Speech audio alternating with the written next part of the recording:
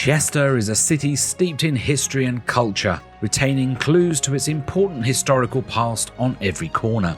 From the remains of its Roman amphitheatre to the almost complete defensive walls that encircle the city, and let's not forget the beautiful central streets with some magnificent architecture, it's just yearning to be discovered and admired, and a city we'd wanted to visit for years. Join us on a walkabout, taking in the sights, history and attractions, and find out why you should visit one of the most beautiful and fascinating cities in the country.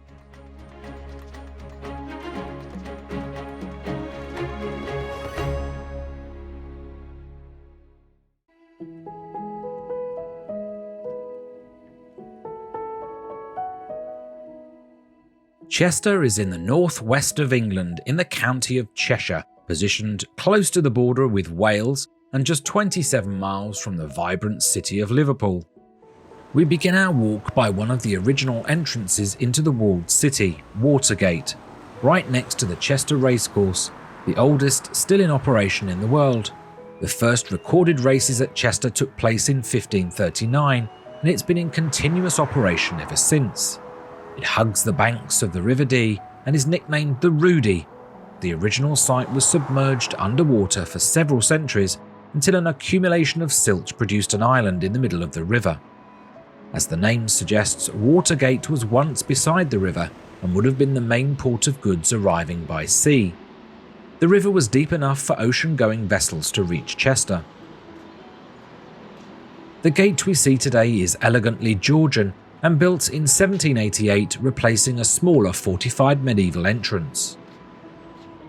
The city walls, which were created by the Romans, run along the length of Nuns Road, so named as they occupied part of the site of the Benedictine nunnery of St Mary's from Saxon times until the reign of Henry VIII in 1537. Today the walls are a convenient perimeter wall to the racecourse. At the junction of Grosvenor Road, ahead of us is Chester Castle, which was founded by William the Conqueror in 1070. A wooden fortress to begin with, then rebuilt by this stone castle in the 12th century. It was used as an important military headquarters for the conquest of Wales in the 13th century, and besieged by the parliamentarian forces during the English Civil War in the 17th century, when much of it was destroyed. It is now managed by English Heritage, who offer seasonal guided tours, which are not available today, so we won't be visiting, unfortunately.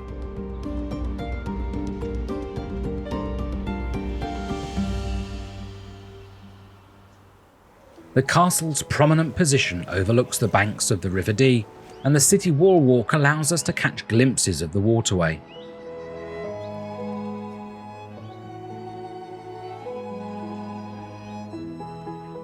The first purpose-built teachers' training college in the country was founded in Chester in 1839.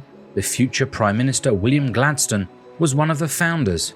With continued growth and success, it became a fully fledged university in 1991.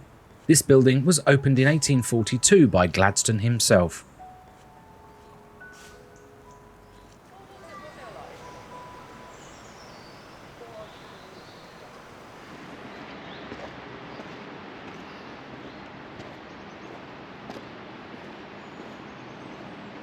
We have reached the second of the medieval city entrances, Bridgegate, which leads straight across the old Dee Bridge. With 7 arches and built of red sandstone, it is the oldest surviving bridge in the city, dating from 1387 and replacing a previous wooden bridge washed away in a flood. Guarding the crossing to Wales in the Middle Ages, the bridge once had towers and drawbridges and a portcullis, as seen here on one of the information boards, a formidable defence for the city.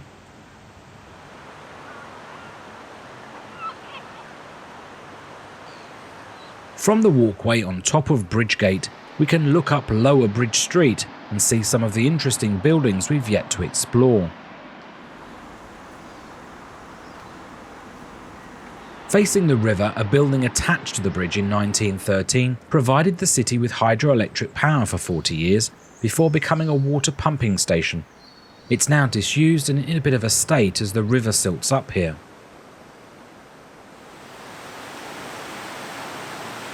Chester Weir was built in 1093 by Hugh Lupus, 1st Earl of Chester. His workers channeled the water to allow it to power a series of corn mills along the Dee, providing the city with a steady supply of flour and employing a large number of people. The mills are sadly long gone now, but would have been in the location of the disused pumping station.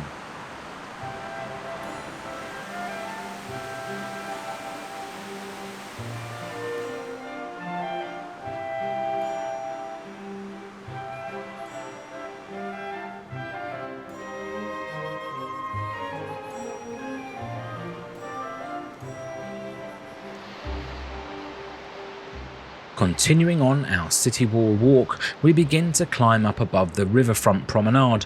But don't worry, we won't miss it out. We'll be back later to see the delightful suspension bridge and boating area.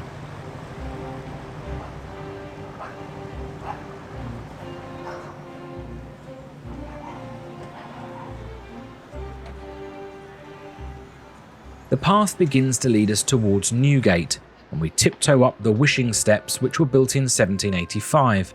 Legend has it that if you climb the steps without stopping, you can make a wish that will come true.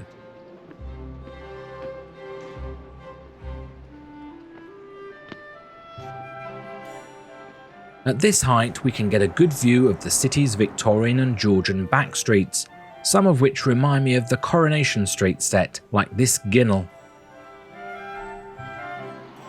The Albion Inn on the corner of Albion Street dates from the 1880s and looks like a cute watering hole when it's open. Through the window you can see it's decorated with Great War memorabilia, some posters, enamel signs and flags.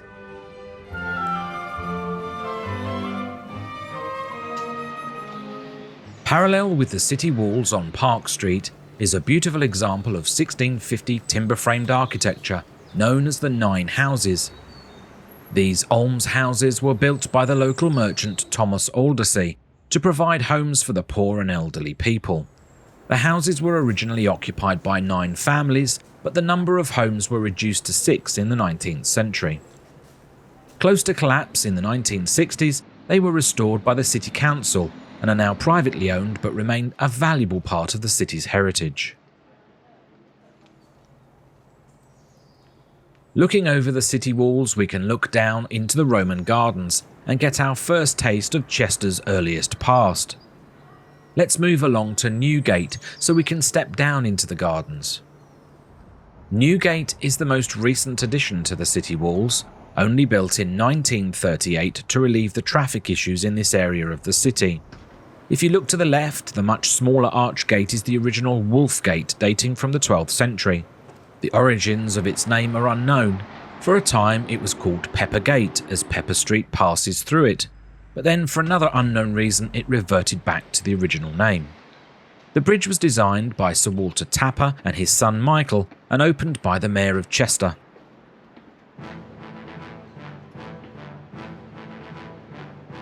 From the top of the gate you can gain good views of the Roman amphitheatre that we'll see shortly.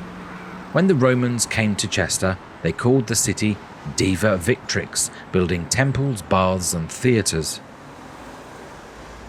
Beside the gate is the entrance to the Roman gardens, which were created in 1949 to bring together all the fragments of Roman buildings collected in the city in the centuries before.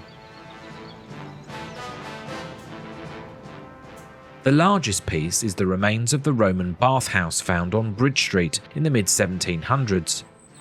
Moved and reconstructed here, the pillars holding up the stone floor create the void for the ingenious underfloor heating the Romans developed, moving warm air through the rooms and warming the floor.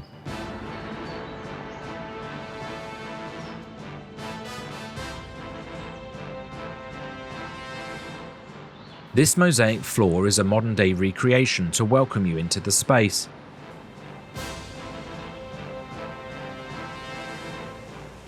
Extended in 2000, you can walk right back down to the river through the gardens, but before we head back to the waterfront, there are a few more things to see in this area. The remains of the Roman amphitheatre are the largest found in Britain. Around half of its footprint is visible today. The outer walls are reproductions to show the curve of the arena. There was seating for 7,000 spectators. Hidden from view for centuries, and built on numerous times, it was incredibly only rediscovered in 1929 during some building work. Large-scale excavations in the 1960s were able to expose what we see today, although the floor of the arena would have been 3 meters deeper down. They cannot unearth all of the areas due to other historical buildings in the vicinity. It was in use until the middle of the 4th century, which coincided with the demise of the Roman Empire. One of the historical buildings covering parts of the amphitheatre is the oldest church in Chester, St. John the Baptist, the city cathedral until the Reformation in the mid-16th century.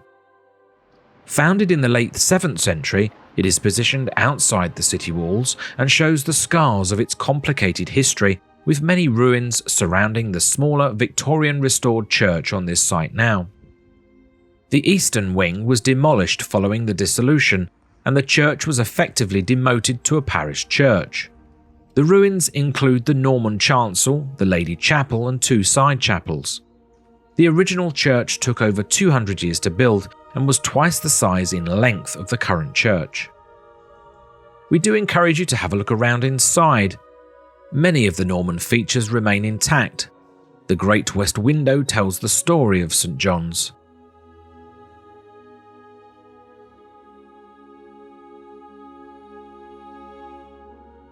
The organ was built as a temporary organ for the coronation of Queen Victoria in 1838.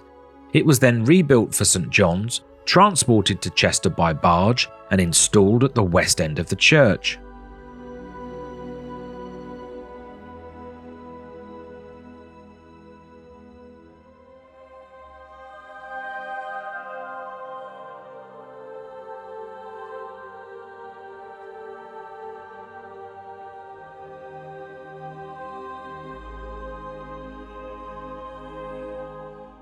There is also a collection of medieval tombstones and Saxon crosses on display.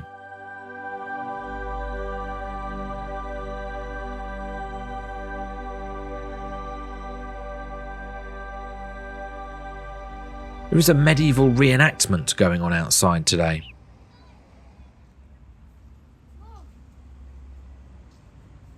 Passing the East Wing ruins, we can walk back down to the River Dee, passing the outskirts of the Grosvenor Victorian Park, possibly a nice place for a picnic. This is the second largest suspension bridge to cross the River Dee, linking the Queen's Park development on the southern side. The first bridge was built in 1852 with a single span and suffered structural problems, resulting in its demolition in 1922. The current Queen's Park Bridge with 2 spans was constructed just 1 year later of steel and concrete, and has stood the test of time so far. From the bridge you can get super views of the River Dee and the waterfront promenade known as the Groves, which many people gravitate to on a sunny day. There are some gorgeous properties, cafes and seating areas along the front as you walk towards the Chester Boat Club.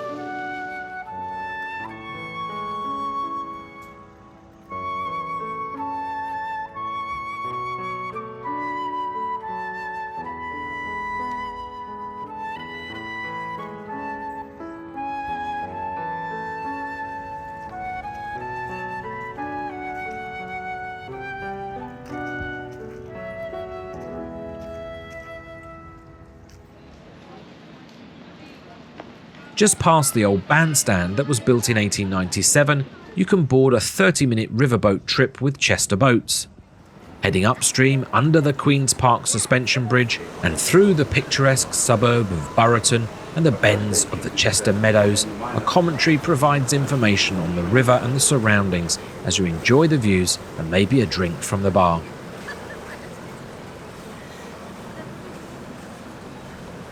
You can also hire your own boat if you feel like taking to the water under your own steam.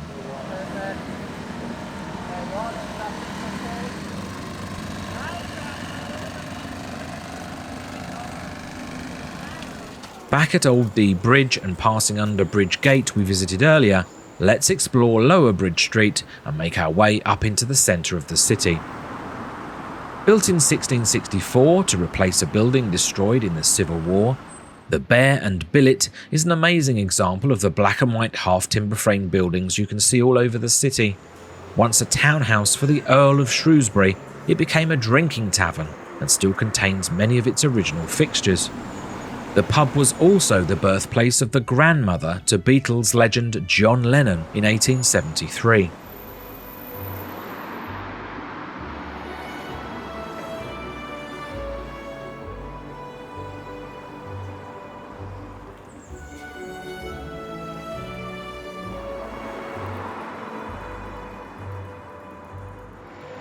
In Roman times, Bridge Street was the main road leading south from the city. It was also a popular route for pilgrims heading to the Abbey, which became the cathedral, but more on that later.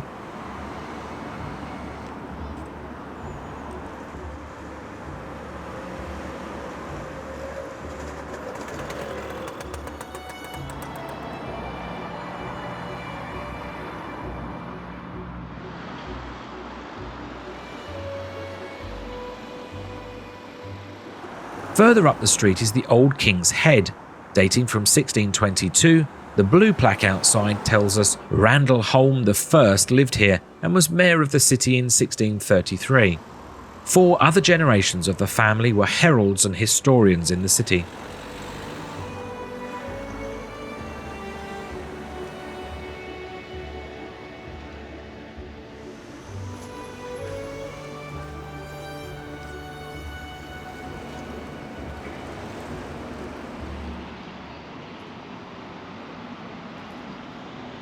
As we cross Pepper Street onto Bridge Street, the disused church on the corner has become sick to death, the gory story of medicine. I think we'll give that a miss. We are now in the main shopping thoroughfare of Bridge Street, one of the busiest streets, as it has always been over the centuries, full of markets and a place of trade. A unique feature of Chester is the double-decked walkways that line several of the main streets, fondly known as the Chester Rows. Thought to date back to the 13th century, you'll only find a few remaining from that era, like the 3 old arches.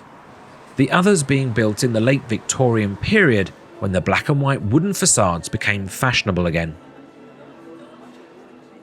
The rows are typically built on 2 levels, with shops and businesses on the lower level and galleries or living quarters on the upper level. The galleries are accessed by steps from the street and allow you to look out over the thoroughfare and conveniently keep you dry on a wet day.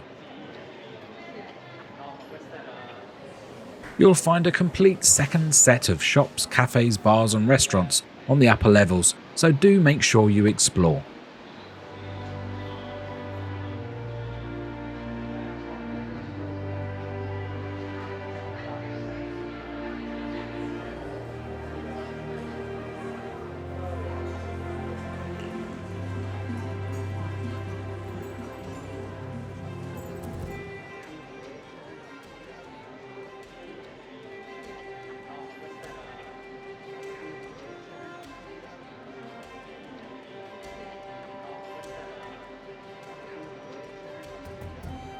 Reaching the 4-way junction of Watergate, Eastgate, Bridge and Northgate streets, in front of us is the High Cross, marking the centre of the city.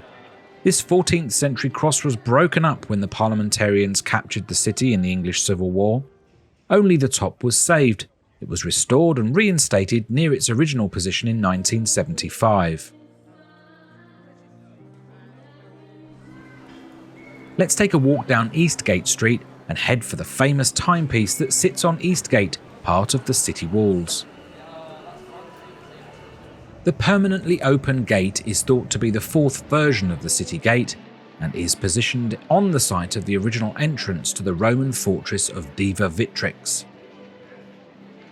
The ornate Victorian clock that sits majestically on top was added in 1899 to commemorate Queen Victoria's Golden Jubilee in 1897. If you climb up the steps beside the East Gate, you can get up onto the city walls and view the clock up close, and it's also a great vantage point to look up the bustling street.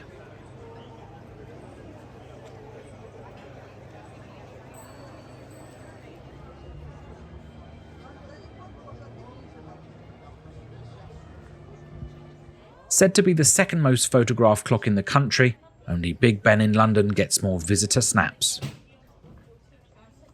A very cute shop on the city walls by the clock is worth a shout out. Huxley's looks a great little shop for ice cream and cakes.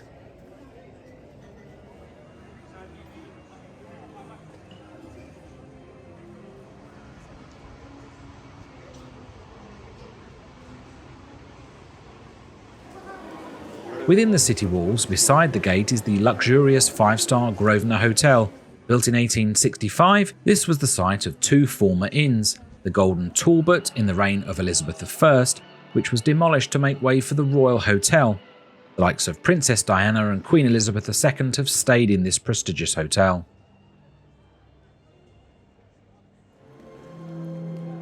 Somewhat obscured in the side street off Eastgate is the religious heart of the city. Chester Cathedral is a beautiful and historic building that is one of the most important landmarks, dating back to 1092 when a Benedictine abbey was founded on the site, dedicated to the miracle-working Anglo-Saxon princess Saint Werburgh, the patron saint of Chester. It is, however, believed the Romans were worshipping in a temple here 2,000 years ago, and then around the 7th century, a Saxon church stood on this site. It was originally built in the Norman style and consecrated in 1093. Largely rebuilt from 1250, the style introduced was Gothic, and then a number of further alterations and improvements over the centuries left us with overall many different architectural styles, and this carries through into the interiors. Let's pop inside and have a look around. There is no charge to enter, although you can give a donation of your choosing. Around 40 monks lived in the abbey until it was dissolved in 1541 by Henry VIII, and the abbey church became the cathedral of the newly created Diocese of Chester.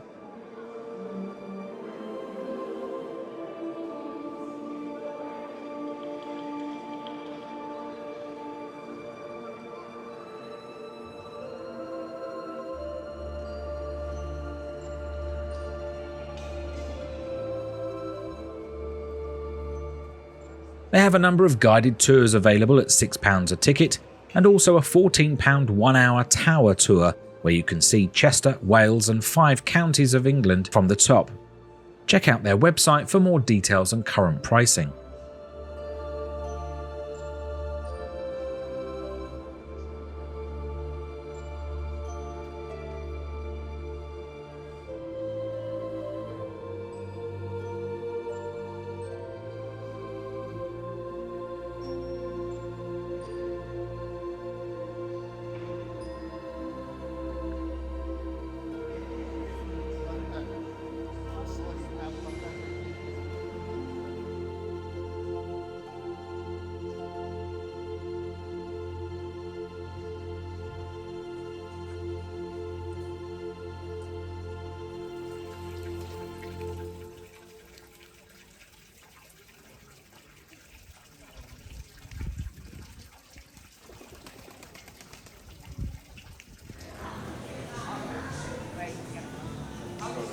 Across from the cathedral is Godstall Lane, which I wanted to highlight before we head in the opposite direction.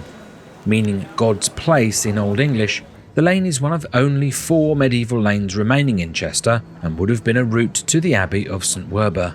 It is also believed a hermit lived hereabouts in the 12th century. The lanes link St Werburgh Street with Eastgate Street that we walked along earlier.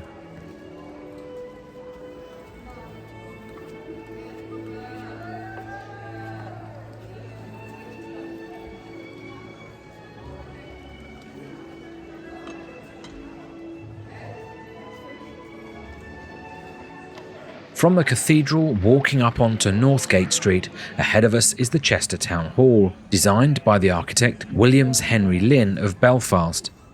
The building has a Gothic style and took around 4 years to complete. The tower rises to 160 feet. It was officially opened on the 15th of October 1869 by His Royal Highness the Prince of Wales, Earl of Chester, later to become King Edward VII.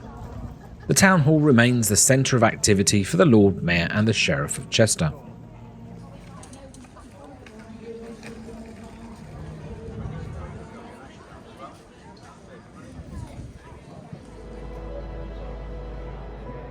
From North Street and back at the Chester Cross, we can walk down Watergate Street, the last of the 4 central shopping streets we've yet to explore.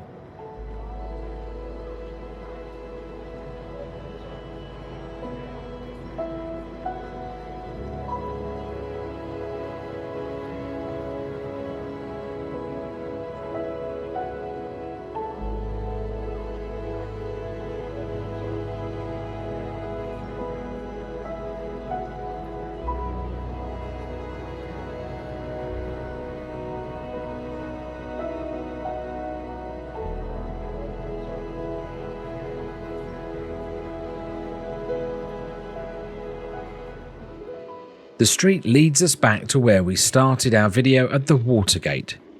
But we are not quite finished just yet.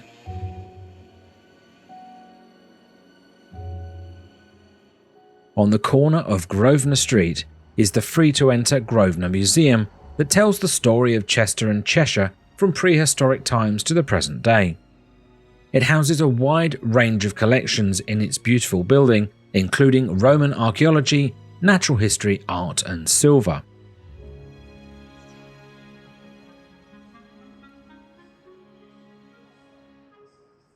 At the rear of the museum you will find 20 Castle Street, the museum's period house. The house was built around 1680 and has been part of the museum since 1955 and displays in a sequence 9 period rooms dating from 1680 to 1925.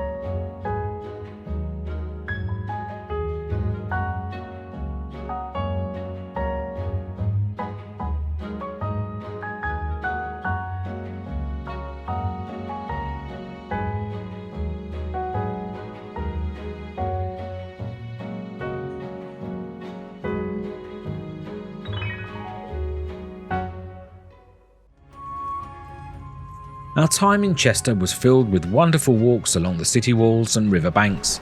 The history has come alive in every street we've visited. It really feels like a mini version of York. We've not seen everything the city has to offer by any means, but it really has been a delightful place to spend a day and would make a great place to spend a weekend away. We have more videos like this on our channel, so join us again or check out our playlists for more from the Memory Seekers. Thanks for watching.